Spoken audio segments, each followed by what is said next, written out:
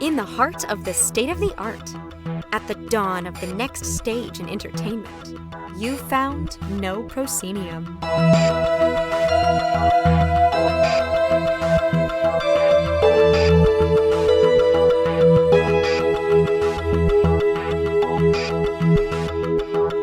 You have indeed found No Proscenium, the voice of everything immersive. I'm your host, Noah Nelson, and welcome to episode 361.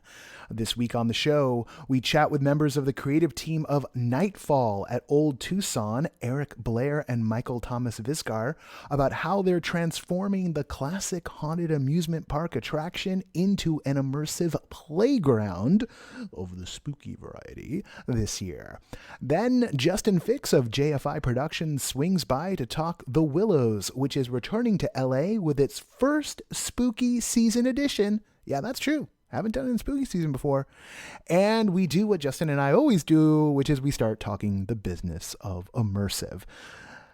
Before we get to our latest backers, a couple of reminders. First, the RSVPs for the New York City Immersive Meetup on Monday, November 14th are now open to all. This is a free event. Tickets are first come, first served. It's happening from 7 p.m. to 10 p.m. at Gymnopedie, the location of Bottom of the Ocean. All of this has been put together by our dear friend Andrew Hefner, the creator of Bottom of the Ocean.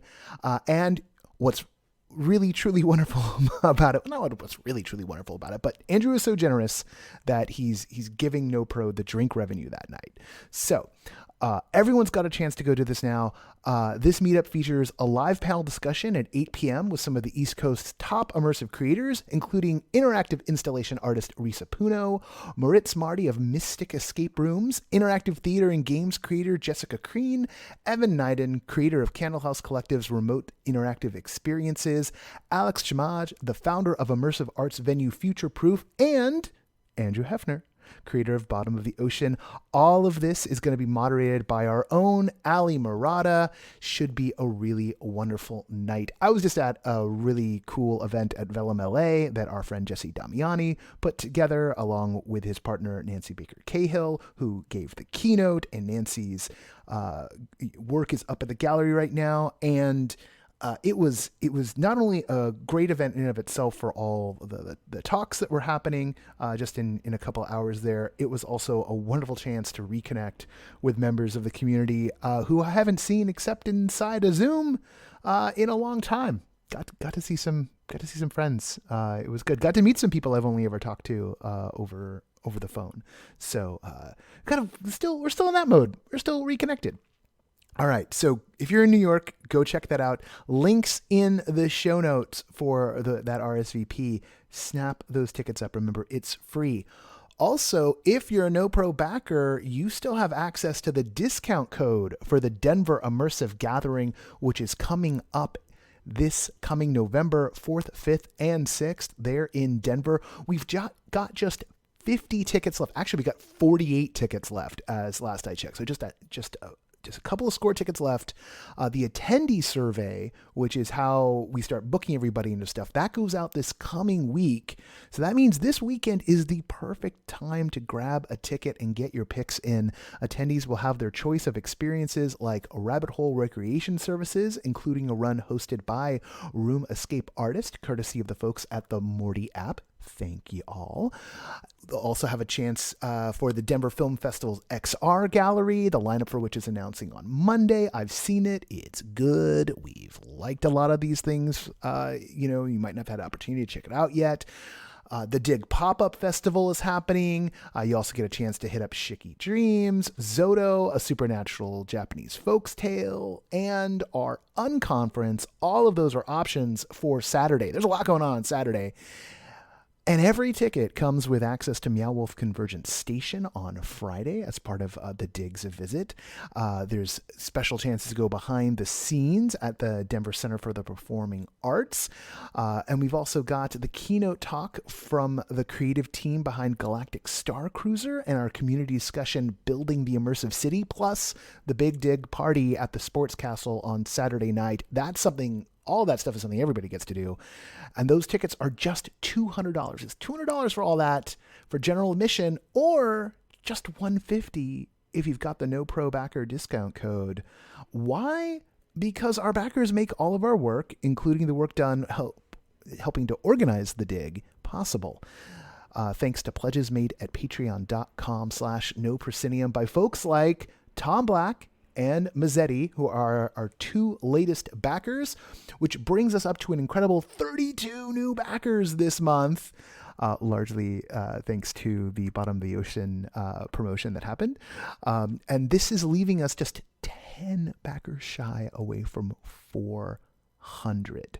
And 400 is a big number for us. So now is the time to help spread the word and to launch us into sustainability. If you're already a backer, share stuff out.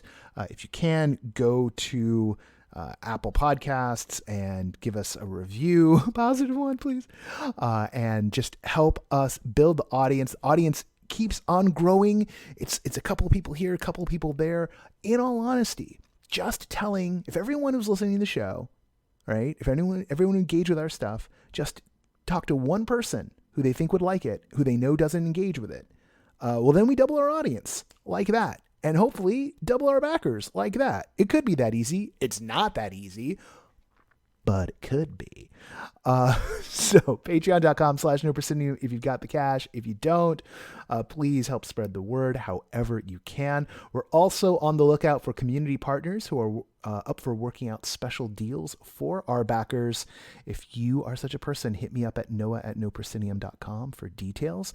And as always, big thanks to our sustaining backers. They are Ari Herstand, Chris Woolman, Samantha Davison, Erik Shamlin, Elaine, Jay Bushman, Jerome Joseph Genties, David Bassick, Richard Ayers, Lonnie Hanson, Mark Baltazar, Sidney Guillory, and Jan Budman. Thank you all. And with that, let's get into this week's interviews.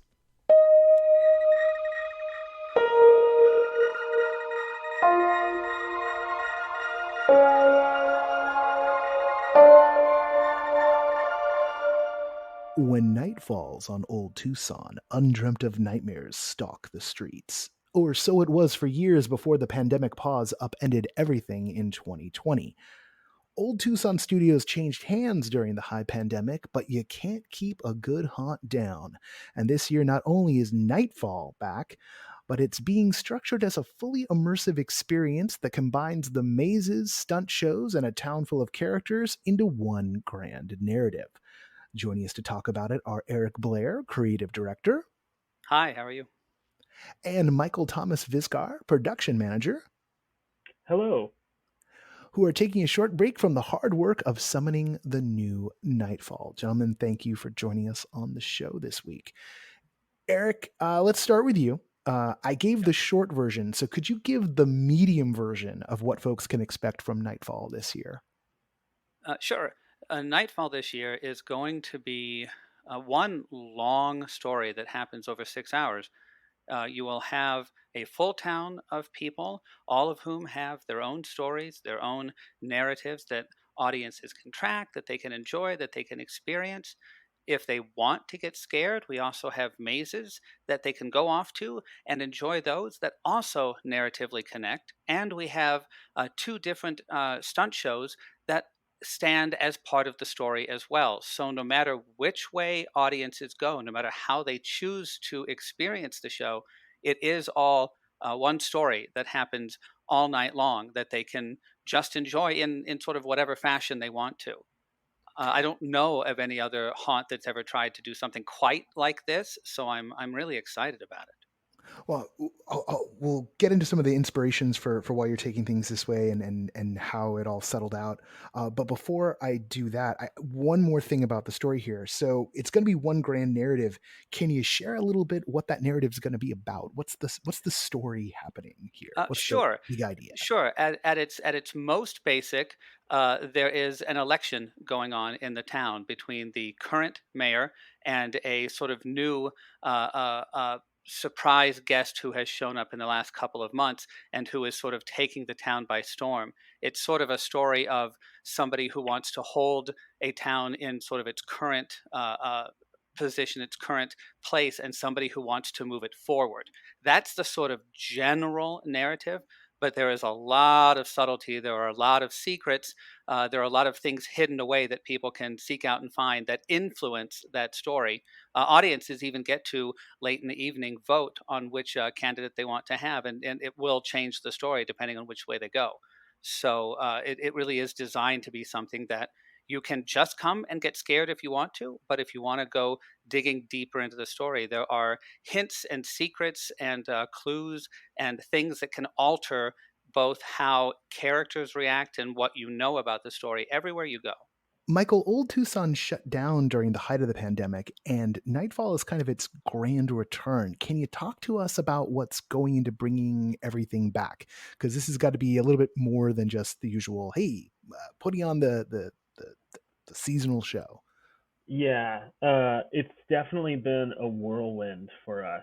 So we got the lease to the park in the end of March of this year. So we've had about 5 months. We'll have had to set up the entire park to be ready to do Nightfall. So it's been a lot of work considering that the technical infrastructure like lights and sound non-existent when we got here. And so we've had to purchase and rent, just piles and piles of gear to make the show happen, and as well as like rehire a full staff for a park. So we've had a little bit of holdover from who worked here before, but mostly everyone is brand new, and that creating you know something this large in such a short time span has been I mean, not only exciting, but definitely a little daunting. And this is not something that the park has done before. This kind of grand immersive narrative, No, right? yeah, they've typically Nightfall in the past has been just like a normal haunt similar to Knott's Berry Farm or Six Flags, where there's scare actors roaming the streets, and they're just there to scare everyone. There's mazes as well. They've always had that, but our new look on it is trying to make it something truly unique to what Old Tucson itself is, and go the immersive route with that. So why was it decided to go this way? Like Eric, how did you wind up getting on this project and the new owners? Why did they want to chase after this? Because it can be kind of complex to get all these moving parts going together. It can indeed. This is actually probably a better question for Michael because they came to me with it. They Yeah. came to me with the idea of immersive already formed in their head. So yeah, I started working for this the company that took over Old Tucson on March 28th and was flown down here on like April 3rd. And my boss, Mike May, and I were walking around the park and trying to figure out what we wanted to do with Nightfall because we knew that we needed to reopen for it because it's the 30th anniversary of the event, and it's a special thing for the town here. And as we were walking through, we had done so much research on what it used to be. And I know a lot of people love haunts, but for us, we were like, I want something that's a little more. We're both theater creators, and we were talking about like, well, what if there were Meow Wolf type things? Like there's just art that also influences the story because we both love all of those exhibits that you can go to. And then that sort of developed into this needs to be a Wild West town. We need to feel like we're in a living, breathing Wild West town that has these extra, you know, things happening to it that are in the Halloween genre, but in wanting to make the event a little bit more family friendly in parts, so that parents can bring their kids, not have to necessarily worry about finding babysitters to go out with each other. We were like, this needs to be a fully immersive event, and I was like, I know the guy to do it. I've known Erik for 7 or 8 years, I think, at this point, and we've done some theater together. And I was like, I've got the guy for us to help create the event and make it what we want it to be. When you were going around the studios and you were thinking about the immersive, you mentioned Meow Wolf. Had you guys been to Knott's Ghost Town Alive? Because the idea of kind of a living Wild West Yeah, town, that's been something that's been kind of fueling a resurgence of love for Knott's here in the Southland for a yeah, while. for sure. I have been there once. I actually have a friend who was a mayor, one of the mayors there. And he did it for a few summers. And so I went one time to see him, but I didn't quite experience it. Now I wish I had, because I went there and we saw him, and then we just went on the roller coasters. Now I'm like, oh, I wish I had experienced all of that. But I know Erik has been Yes. in the Yeah, past. I've been.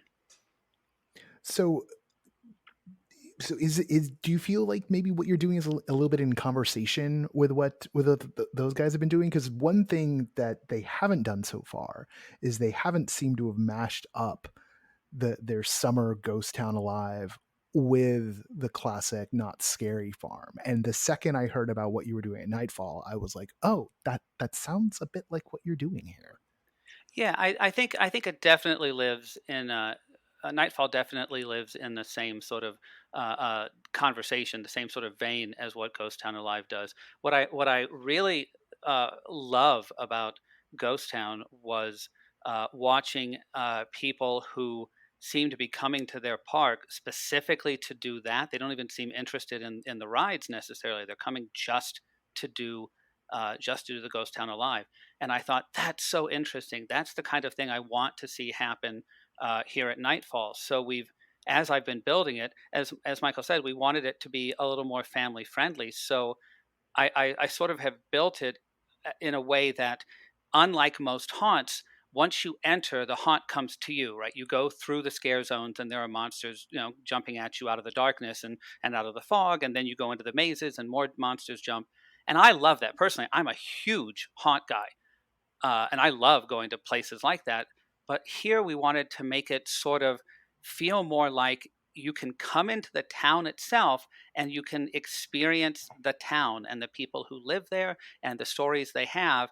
And then if you want to get scared, you sort of go to the edges of the town, because that's where the monsters lie. Sort of, here there Mm. be dragons Mhm. at the edge of town. And once I thought of it that way, a sort of center area that's more family friendly, and then the scare zone areas, so maze areas on the outside, that then fueled the whole idea of the story itself. So in the narrative, it also is the case that the center of town is fairly safe, and then as you go to the outskirts, that's where the danger lies, and that danger over the course of the night begins to impede further and further into the town. And I thought, that's such a great idea to combine sort of a living Mhm. town with the idea of mazes, and find a way to sort of spin it all into one full story, with the hope that people will come back more than once. Hmm. I don't think it's possible to see everything that is here in one night. But what I do know is, if you come see one night, you may see a scene happen, and then see a maze, and then the next time you come, spot, oh, wait, this thing happening in this maze actually is referencing that thing that I saw happen in the town square, or that thing I saw happen at this other maze, or that thing that happened in the stunt show. And I really just loved the idea of trying to weave all the various pieces of stuff together, and see if we could Hmm. make it something truly coherent that people could also experience any way they want to, and still feel like they saw enough of the story, that they enjoyed enough, that they would find the whole thing worth doing. Michael, you mentioned that you come from a theater background. I'm wondering, is this one of your first forays into theme park land, into themed entertainment, or have you been in these fields before? I worked at Disney for almost 5 years as a performer in the Frozen Live at the Hyperion show. I was a part of the workshop and the development of the show. So I have some experience, not on the producing side like I am now, but some experience watching something be mounted for a theme park. Now, obviously, Disney is gigantic, but that has definitely influenced a lot of how we're trying to operate here, the professionalism we're trying to bring in. It's just on like the cultural side of the company and our install and the quality of people that we're bringing in to produce our stuff. Erik, you're known to No Pro Readers for making interactive LARP-inspired theater here in LA. Mhm. You mentioned how excited you are to kind of like have this kind of center of town, and then at the outskirts of town, the haunt kind of really kicks into high gear. What's it like though working on a canvas as large as a whole theme park after doing fringe shows and chamber LARPs and things of kind of a medium scale, and now there's a lot of space to fill. There is a lot of space to fill. Uh, it has been, in all sincerity, it's been a joy. Like I have been uh, as excited as I think I've ever been building something like this. It does bring different challenges, of course, because you now have to think in terms of trying to handle a couple thousand people and finding enough content, enough structure, and enough sort of moving bodies around, and trying to flow chart things in the hopes that you can make sure everybody has a good time, that everybody sees enough. And it's definitely a different challenge, but it's also honestly, I feel like this is the challenge I have been sort of working towards for a long, long time. I'd had ideas about doing something like this for 4 or 5 years. So when the opportunity showed up, I sort of felt like I had prepped for it for several years, sort of planning ideas and thinking, how would I do that? And this is the chance to see whether or not all those ideas I have are gonna pan out. I think they are. I'm quite excited about what we've got happening here, and I think it's going to be really really different and fun. And I'm planning on roaming the park myself quite a few nights just to see how it's playing out, because that's the other thing that I'm really really excited about here is I don't think this is a one-time event. I feel like this is the first version of a longer, an ongoing uh, build to make this better and better every year. So what we do this year will be sort of the first iteration of what I think is going to get bigger still in the years to come. And I'm really excited about sort of getting a chance to put that together and sort of setting the stakes for what it's going to become, both this year and farther out. Immersive's still kind of a rarity in so many ways, and I'm wondering, as you were staffing and casting, and even as kind of word about what you're doing is getting out into the community in Tucson, uh, are you finding folks kind of feeling this is like an alien thing being dropped in, or are all the performers in the audience who've taken notes so far, are they already aware that this is a thing now? The performers, I think, have been really excited about it through auditions and through our callback process. The performers that we cast seemed very excited about what we were doing. If you think that's correct, Erik. I do. Yeah. I don't think the Tucson audience quite knows exactly what they're going to experience yet. I think that I think it's just so massive that I think they're going to be in for a surprise with how much content that they're going to have at their fingertips when they walk into the park. We've mentioned Meow Wolf. I brought up Knots. What else is inspiring you guys? Be it other themed attractions or movies or just ghost stories. What else is going into this mix here? For me, this is there are a lot of themes about supernatural and just Halloween themes in general that I find myself drawn to repeatedly. Uh, Things like vampires, things like werewolves, things like zombies and cults, and sort of the sort of classic tropes of Halloween that happen repeatedly. And I always find myself trying to find new and different ways to do them. So that if it's going to be a zombie story, it'll be a little different. If it's going to be something vampire, something werewolf, it'll be different.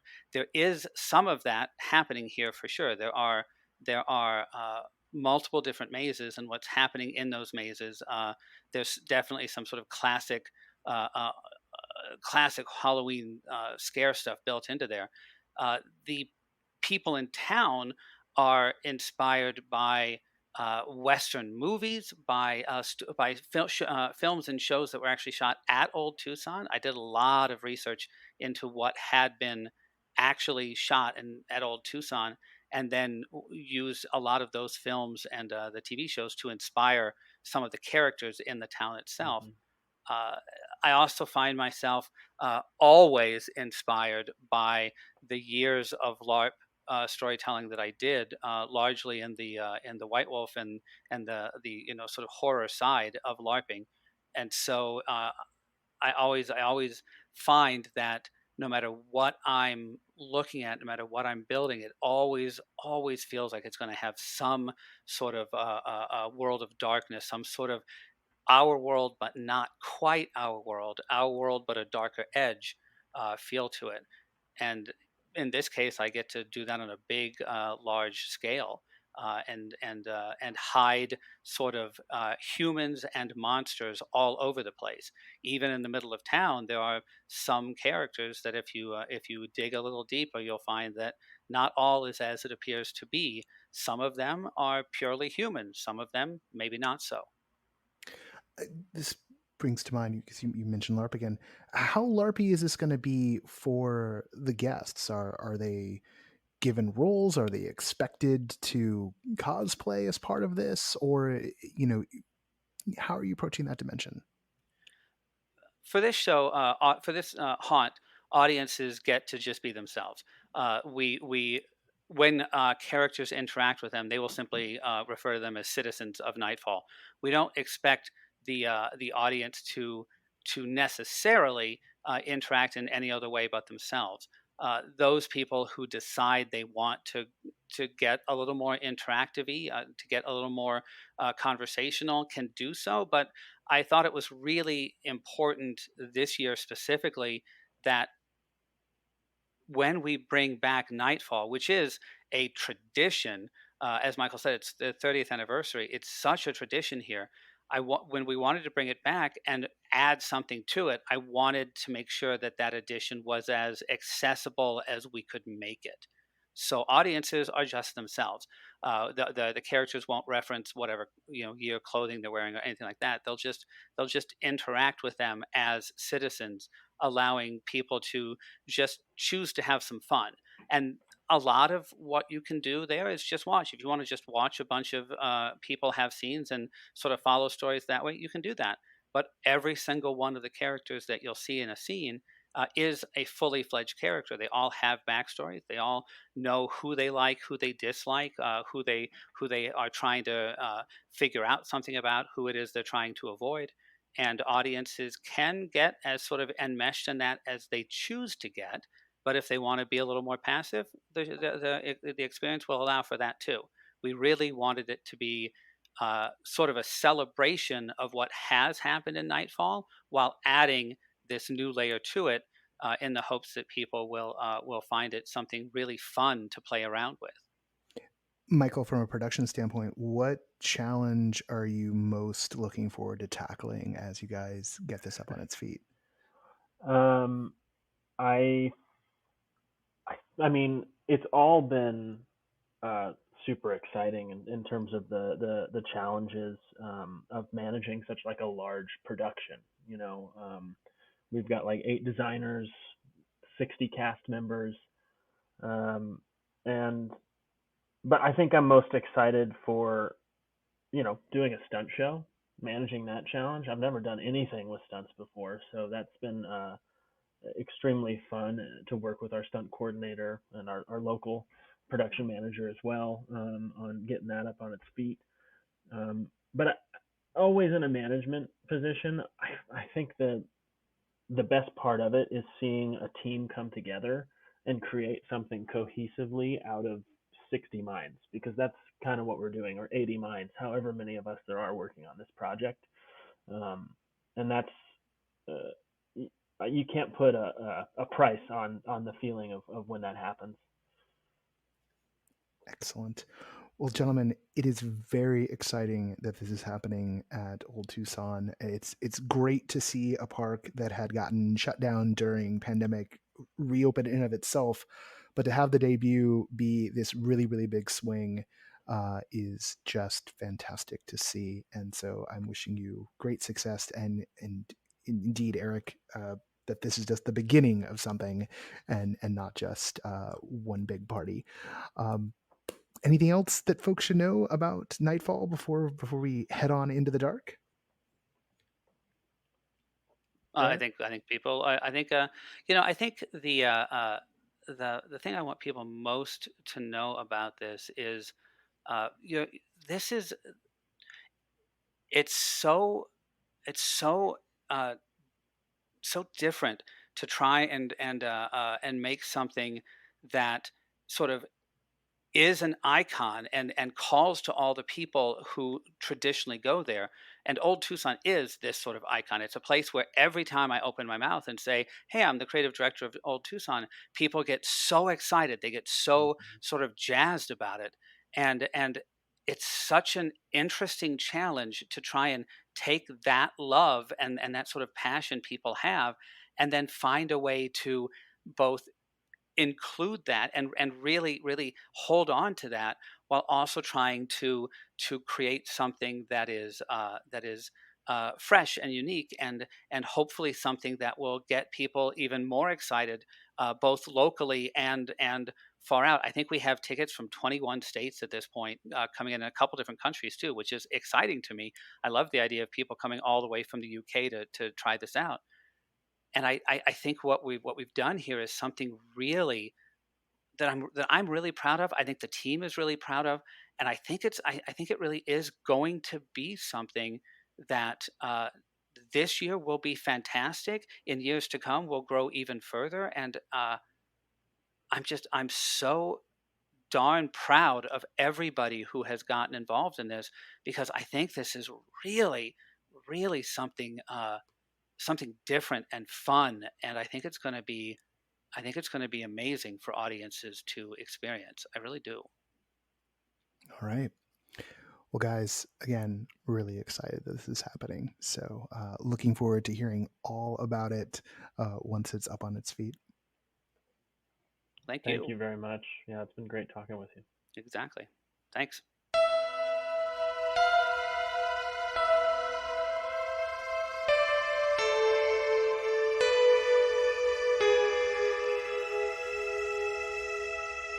Justin Fix is the founder of Just Fix It Productions, who have been thrilling and chilling audiences here in LA for years with their twisted, sexy, cool, original immersive productions, and providing megawatts of fun in the form of immersive activations for some of the biggest brands in the world. Hey, Justin. Wow, tongue twister, Noah. Chilly Willy, here he is. Activations for the thrilly. When I take the moment to write these things, sometimes I get it going on. Okay, so most immersive Angelinos, I'm trying to come up with like a tag for us, but like I'll work on it. First met the JFI crew in the haunted halls of Creep, your spooky season perennial. But anyone who knows you knows that every year you say, "This is the last one," and then you come back and do it again, but not this year. No Creep this year.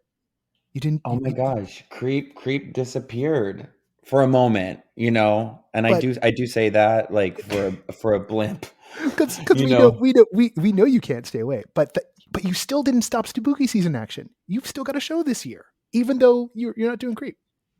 You know what? And I think that lift for us to come out this year with a show that, we mounted two shows in the middle of the pandemic, you know, in 2020 and 2021. We got some really big shows up. And I think just of not truly knowing the nature of what our fall was going to look like this year, knowing that we know we all wore a mask last year performing, and we were really looking to how can we come back in a safe, approachable, maybe not like with so much restriction and so much red tape and so much question mark going into our workplace every day, you know? So the Willows for us, you know, was sort of has been a tried and true. And it was a show that we had mounted outside of the spooky season. And so sort of returning to it and sort of our roots and having it sort of live in the vein of sort of our creep sort of presentation of that is what we decided to do. And so we couldn't be more thrilled to bring back the Willows this fall to the Los Angeles community. So for those outside the Southland, remind us who the Willows are. Yeah, so the Willows was a really kind of interesting concept that we came out and found in 2016. We had just finished our second year of Creep, and we were really kind of jiving with it. And we had kind of, you know, by that time, maybe had 10,000 people through our doors. And we were starting to feel like, oh, the stories that we're trying to reach, and we wanted to feel a little more theatrical and approachable. And we had just sort of redefined our type of haunted house. And so our next sort of approach was how do we kind of redefine sort of maybe a murder mystery dinner party. And with that, this like really eccentric kind of bizarre idea of inviting guests to a celebration, which then unfolds to become sort of a celebration of life. And you sort of fall down the rabbit hole through the course of like food and drink and family affairs and family fights and secrets and scares. And it just turns into debauchery and sort of monstrous, nightmarish imagery. And ultimately, we wanted our guests to sort of live the ultimate thrill ride and sort of be, you know, thrown down the garbage disposal, if you will, and come face to face with sort of the spirits that haunt the house. So yeah, that's kind of the Willows, and we mounted that in 2016. We did it in 2017, and we did it in some really nice lengths of time. But never in spooky season, right? Like you never in spooky season. Not even for a hot always minute. Like no, never. Like always like January through April through August. Like it never saw like a, you know, a fall winter run. And the house, you know, we used to perform in the house, you know, when that house was 100 degrees, like everyone had fans, like every window was open. Like we've seen this house in so many like forms. And I think coming back and dialing it up a little bit and like sort of, you know, anchoring it in and honoring the spooky season, we've been able to kind of come back with so much more like witchery or enchantment or even more exploration or downright just more creepiness and scare factor. And so we've been really excited to sort of come back to the work, you know, after almost 4 years since we had last mounted it. It doesn't feel, because of the high pandemic and that kind of like, you know, asterisk couple of years there, it doesn't feel like it's been 4 years, but yeah, it has been nearly that long. Jesus Maria. The thing I always thought was interesting about the Willows is it feels like one of those late, you know, 20 teens indie horror films kind of come to life, right? Like it's off kilter, things are just kind of wrong without anything necessarily being like right on the thumbprint. But you've been at this for a minute now. How is the show evolving as you kind of keep coming back to it? Oh my God. Well, I just look at, you know, we laugh, you know, I laugh where we are now because, you know, like, my gosh, year one, we had, you know, put dental dams in people's mouths and put brown paper bags on people's faces. And, you know, like we're just a bunch of weird haunt kids. And like, you know, we like found this literal haunted house in the middle of West Adams. And we're like, let's set people around a dinner party and have like this, you know, have everyone play their part and move them, you know, like, you know, people I feel like John Braver had done like some really beautiful, like, site specific work in a mansion, but I didn't ever think people like got to like spend the time to allow this space to like enhance the story. And it's just gotten better. Like when we started the script, it was 28 pages.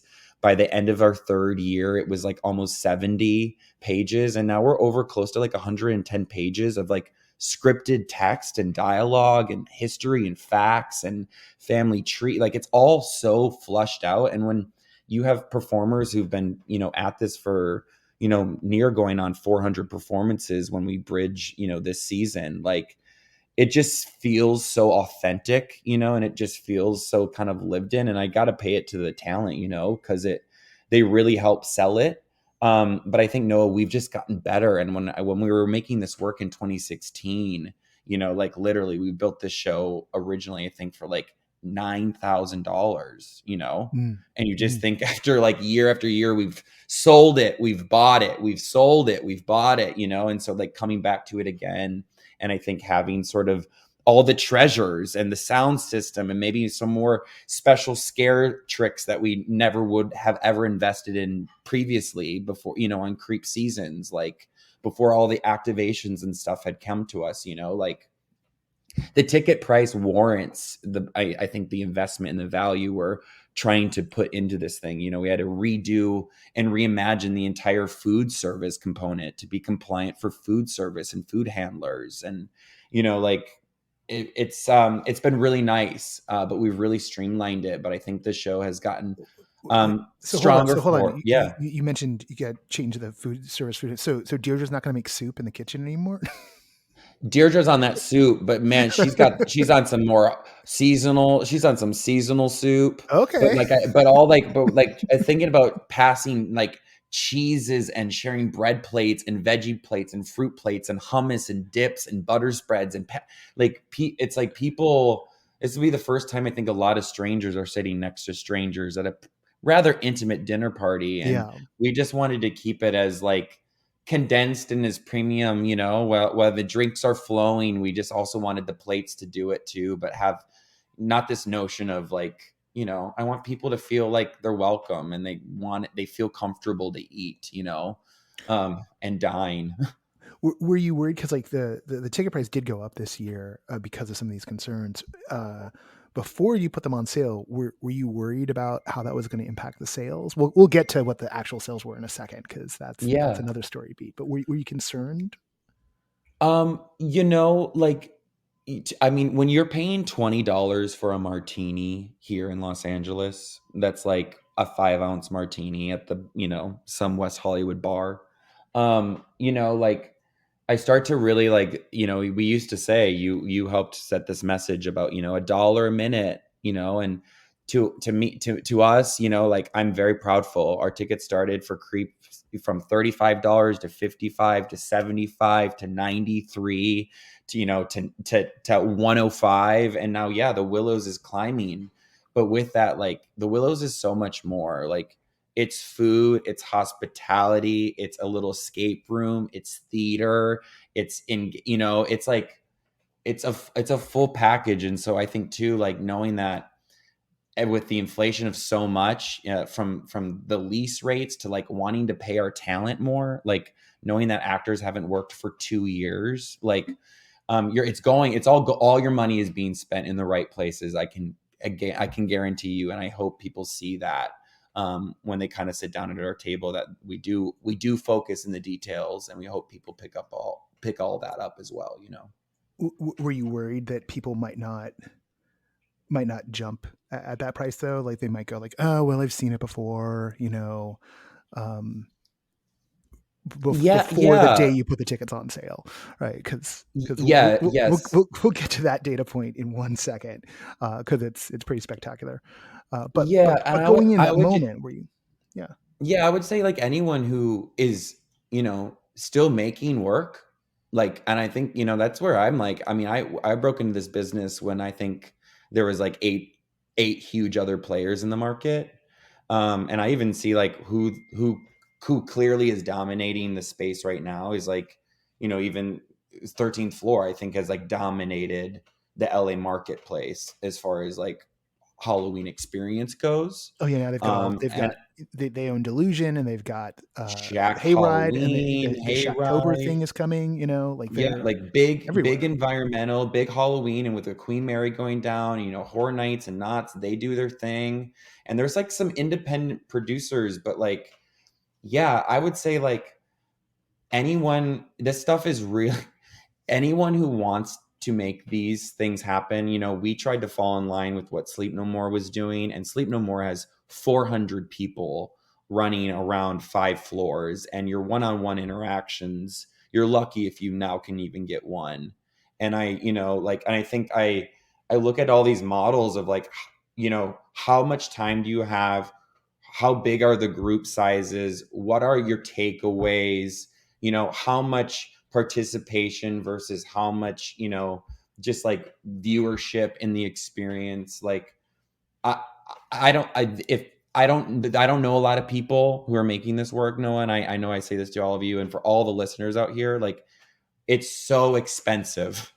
And I just don't if the price doesn't warrant the experience, like, you know, when we're getting paid $70 to go to an escape room for an hour and it's just scenic design and puzzle games, you know, it's just like you know, I don't know how to put a value to it. All I can do is I hope that the ticket warrants what it is, because trust me, if I could make everything a $50 ticket and pay people to show up to work, then I would do it. But, you know, unfortunately, no, our costs don't even cover it. That's why we have to do a show twice a night. It's not like these actors or us as business operators have the luxury of just showing up to work and doing one show and knocking it out of the park. Like, no, we have to usher our guests out, do a huge reset, and do again, just to make sure we can sort of pay off our services, if you will, you know. And I always stand on a block because, like, as young creators who are being dominated by big corporations right now, who are buying up the immersive industries, whether that be like the 13th Floor Entertainment people, or whether that be like Today Ticks that just did it with Secret Cinema, like independent producers, like you need big funds to create big, profound experiences, because that's what people crave. But I will never dilute the experience to put 400 people in my walls so I can make money. Like, no, I will keep things intimate and special. So hopefully that door stays open for many, many more guests to come, because they see scene and they see like the experience warrants, you know, that unbelievable childlike wonder and escapism, you know. Well, and anyway, that's long. No, it's okay. It's okay. Well, and there's some stuff to drill in there about what's going on in the industry right now as a whole. But I guess the good news and the data point I keep teasing is that when you did put those tickets on sale, they sold out that day. So that must have been a wonderful moment for you. Yes, and we haven't been able to be together and celebrate the ways that you and I have usually celebrated for 2 years, you know, and like this is the Renaissance. Like this is the year that I think people were like, "Oh, let's go." And then when I look at like the opportunities of the things to go to, I'm like, I see very little opportunity. And so I just think there's just such a demand for this stuff. And I don't know if what everyone is seeking, if it's actually what people are getting from these experiences. Yeah, we're in this really weird space, I think, because a lot of the mid-sized companies who've been active in LA for a few years, either they're dormant right now because the uncertainty, right? Because you start planning one of these shows a long time ahead of time, and you even touched on that by saying, you know, like you didn't do Creep this year, and I gotta imagine, you know, that uncertainty of like, well, what was the fall going to be like? But the Willows is something that's a lot more manageable, right? It feels How like about the price of lumber? Like we can't even afford like the pricing out the show. Like Creep was coming in at over a $500,000 build. That's not even including a lease. You know what I mean? Like, I don't think people understand. So like when and I'm so candor because it's like everyone wants to then like not be paired with a group of 15 people, or, you know what I mean? Or people don't want to pay over $100, but like without that, you're going to either have like too high of a throughput, or you're going to have Congo lines at Horror Nights. And like, yeah, it's a fun experience, but like to me, we're trying to create a different form of entertainment, like one that you really can show up for and be seen in.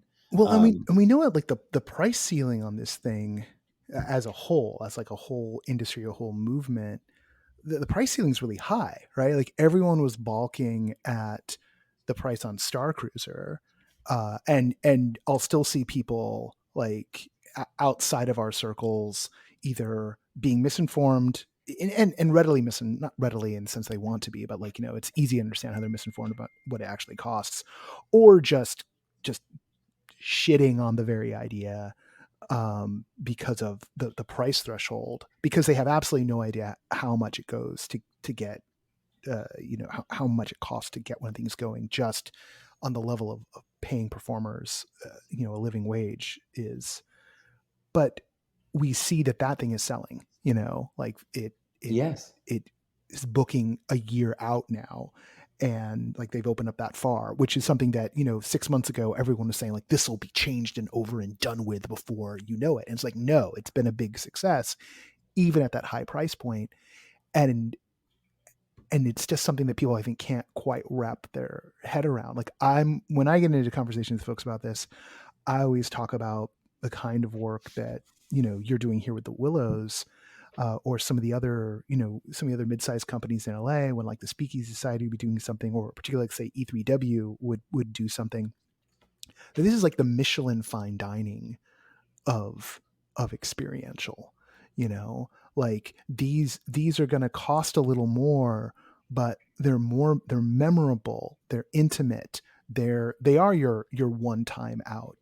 And there's a little bit here where like the super enthusiasts of the shows, they might go back a couple of times to see something.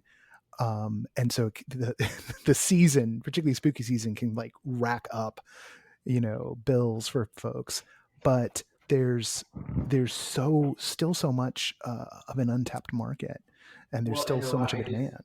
And what I always have to just touch on is that like it's more than just a show, like, Yeah. and I think like, you pay. I just went to the Pantages. I just dropped $260 to, catch a show. I just caught dinner and went and had dinner and had drinks and an appetizer and a gratuity, and I walked out at $120. You know what I mean? And before I know that, I'm like, okay, so I'm a dinner and a show right there. I'm already at 250. You know what I mean? Yeah. That's so, like, to me, I'm like, yes, we are trying to service you, your group of friends, like a full night out. So it's 2 hours. Hopefully it provides you 2 hours of entertainment, and then that the show provides enough thought or questions or engagement or intrigue that then your night can unfold, and it will carry you and your conversation home with you, and and make your night continue for another 2 hours. And that's all. Like, honestly, that's all I can really say when it always comes down to like price. And I will tell you too, being a person who operates a theater company based on ticket sales, yeah, you don't want to outprice yourself. And I think that's what we all need to continue to decide when there's so many types of labeled immersive experiences happening in the marketplace. That, like, yes, is a Van Gogh museum projection mapping worth this? Is a drive-through experience worth this? Is Cines, you know what I mean? And yeah, I think what I always just strive to is just continue to work harder and better for myself, because we are a hospitality company first. Now have formed into an events company, but we are storytellers. And what's something that you will never lose in our work is the performance nature of people tell stories. And this is all about connecting people. I'm not trying to, like, do anything different, but just move people through stories and have profound takeaway moments. You've built this, you talk about people telling stories, you've built this performance troupe really over the past 5-6 years. And it has been a while since they got into to get their hands on the Willows again. What's it like being back with the cast, with them re-inhabiting the roles once more? A lot of life has happened for everyone. We've all aged 4 years. Like, when this show happened, Misha Reeves had lost her dad and then her brother. I had lost my dad. Dasha lost her. You know, it was like grief, grief, grief, grief, grief through this. The show really moved and worked a lot of us through all of that.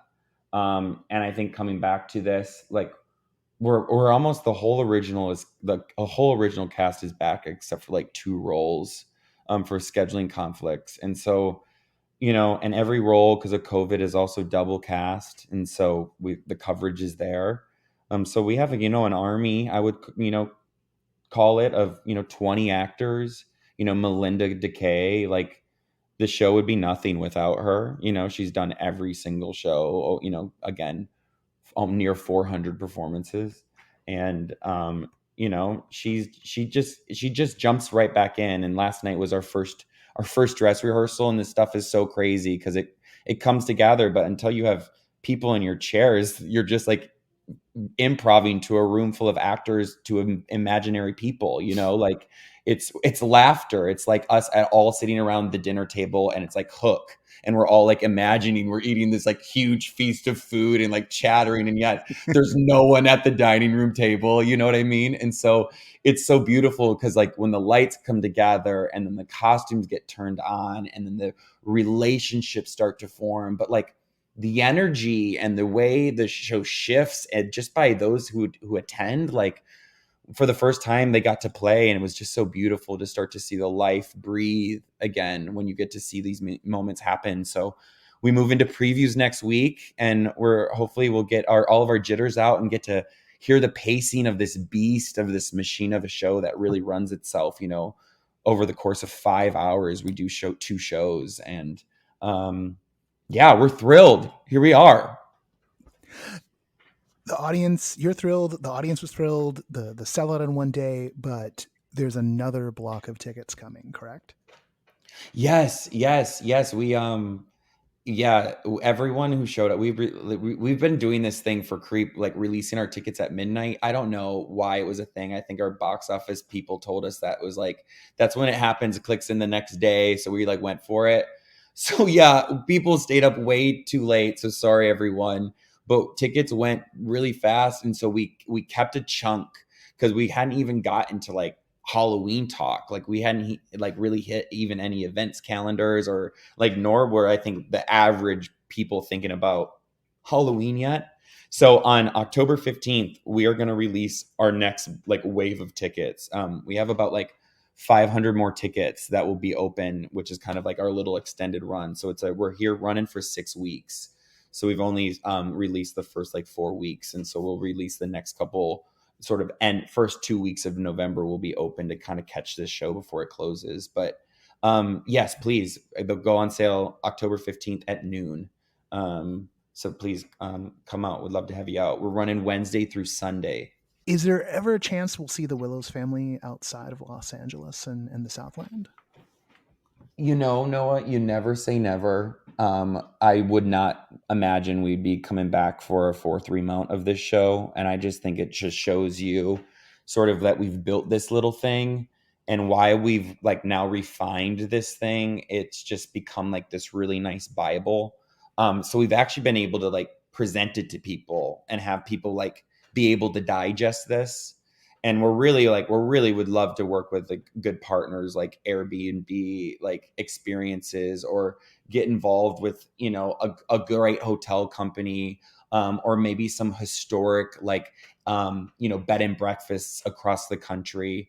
But we're having really cool conversations in like markets like Austin and in Nashville about, you know, or New Orleans are really great, you know, mounting up kind of temporarily because the show really kind of is that like Missoula Children's Theater, you know, like throw it in the back of a truck, like we can do it. You know what I mean? It's like, and I'd love, and I think that's what we really need to do. I just would love to introduce this sort of art form in other markets so we can start to grow all these other markets, you know, because I think we've seen when that happens, things like Vegas happen and Florida happen, you know, like, so yeah, really hopeful. I would love that to happen. Well, and there's definitely a lot of potential out there, and I think what we've seen is the demand exists.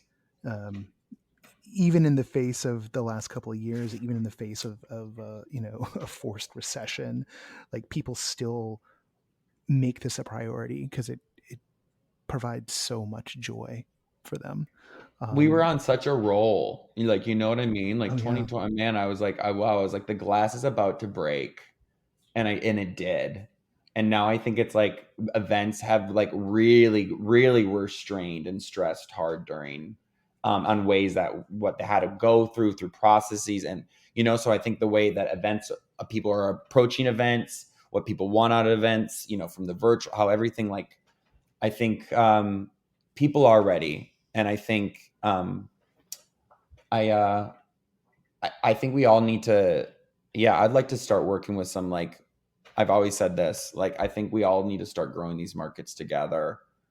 So we can really like rise like these waters of like, what is immersive? What is it?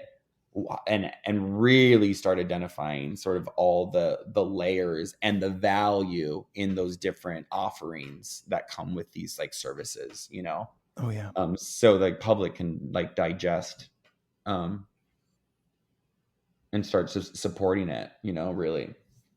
Yeah. Well, I think what we can see from the way some of the big players are maneuvering, they believe in it too. And honestly, like I'm starting to get cautiously optimistic again after a long period of time of just being kind of depressed about everything, because I'm seeing enough green shoots, seeing enough interest, in the three spaces you need. You need to see the public interest in people actually wanting to go to the shows, wanting to go to the experiences. We see that.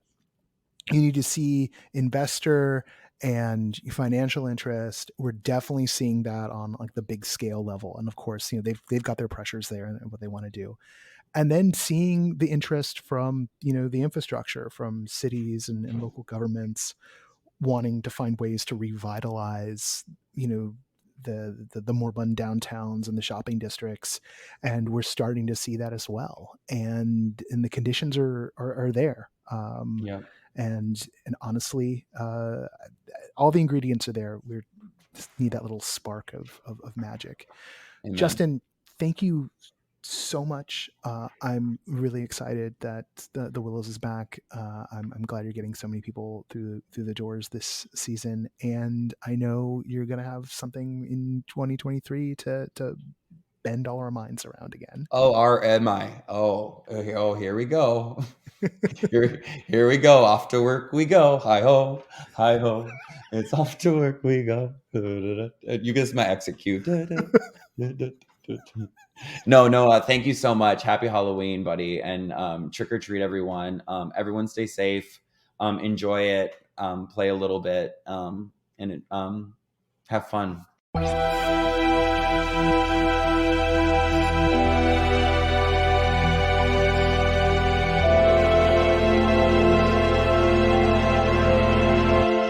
Once again, I want to thank Erik, Michael, and Justin for being our guests on the show this week. Check the show notes for links to all their work. Speaking of work, here in LA, got a couple of recommendations for you right now. First off, this is the last weekend to check out Corinne Wick's casting over at Thymele Arts. I think there's a few tickets left. This one is a total treat. Having gotten to see it in 2019, I've talked about it here before, and seeing the most recent iteration of it. It's something we kept on programming into the next stage, and then COVID kept on crushing us. But it's an absolute delight there at Thymele if you want to catch something quick this weekend. Also on Monday, coming up, is the last, at least for now, the last edition, or at least the last announced edition, maybe they'll extend, of Boston Bar Bloodsuckers. This is from Cricklewood Immersive. It's happening at the Roguelike Tavern here in Los Angeles. And actually in Burbank. Shouldn't make that mistake. I wish I lived in Burbank. That's a whole nother thing. But anyway, sometimes I do voices. I apologize. I don't apologize at all, actually. You don't want me to apologize for the voices, trust me. If I apologize, then there'll be trouble. What's going on? I don't know. But Boston Bar Bloodsuckers is at the Roguelike Tavern in Burbank there. And we went this past Monday. You can see Juliet's review, the write-up there on No Proscenium. She wound up writing up like a whole feature-length review. We popped that out there. It's also in the rundown this week. And this, if you like me, either grew up or were of the age to know Cheers very well, this is a loving tribute to that show, and also it's about vampires and it's got a murder mystery swing to it. So it's a lot of fun. It's goofy, it's silly. It's the interactive part of it is the part where you get to like interrogate everybody once the murder has happened. But up until that point, it's like being in the bar as the show's going on. It is fully sitcom mode, and I love a bit of environmental theater, as we all know, when it's done well, and this is done well. It's from the folks who brought us The Sleepover, which was also something that was part of the Invitational. Wow, there's a connection there. Back in 2019, and that had a run on Zoom. It was one of my favorite things that people were doing on Zoom during the high pandemic era. But go check it out. The Roguelike is a great venue for this sort of stuff. Shout outs to John McCormick for opening up the bar during the middle of the high pandemic and for making it a great spot for the community as a whole. That's the LA report. It's been a busy news season, all sorts of stuff going on. Of course, last week we talked about Today Ticks buying, my brain is dying, Secret Cinema. I just saw a line item, haven't seen the report, but I saw a line item that Punch Drunk has signed with CAA. So things are moving and grooving all over the place on the business side of things. And we're really looking forward to seeing some more ground level work and some more emerging artists emerge. Gonna see what we can do about helping to facilitate some of that in the year ahead. As always, if you are a creator and you want to have your stuff get out there to more people, please submit a listing to everythingimmersive.com. This is how we process things. The shop keeps getting smaller because everyone keeps getting jobs that don't let them play with us anymore. Catherine's off at a video game company making a really cool video game, and Patrick has gotten sucked up into some major work stuff. So the flow of it all, the folks working behind the scenes are getting increasingly day to day. It's just me. So it means it's really important that folks submit, and don't just send us your press release, but submit your shows, your events, your online experiences, your boxes to everythingimmersive.com. That's how we generate not only the newsletter, but also we generate those pieces out into our social media feeds. Not only Twitter, but now Facebook as well. We want to get your work in front of as many people as possible. And if you want a review, that's when you send us something to pitches@noproscenium.com for review consideration.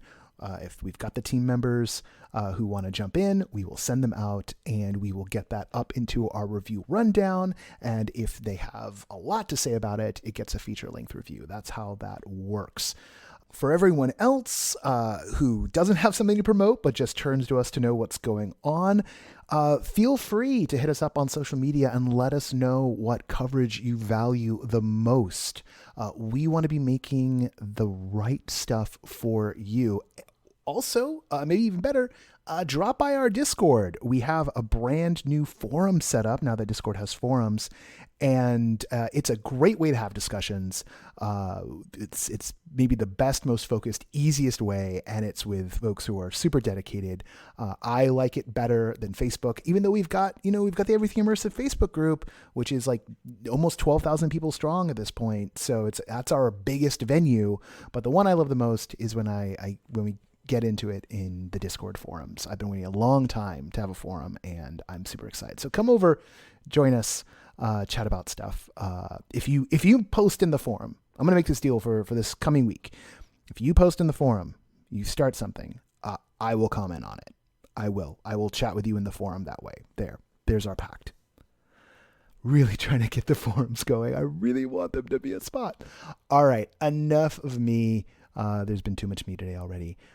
It is the 30th of September as I'm recording this, maybe even as you're listening to it. October's just around the corner, my favorite month for all kinds of reasons. And let's get into it. All right. Time to do the credits. The associate producer of this show is Parker Sella. Music for No Proscenium is by Chris Porter of the Speakeasy Society. Special thanks to Siobhan O'Loughlin for voicing our intro. The rest of the damage, all the babbling, that's my fault. I'm Noah Nelson, and until next time, I'll see you at the show.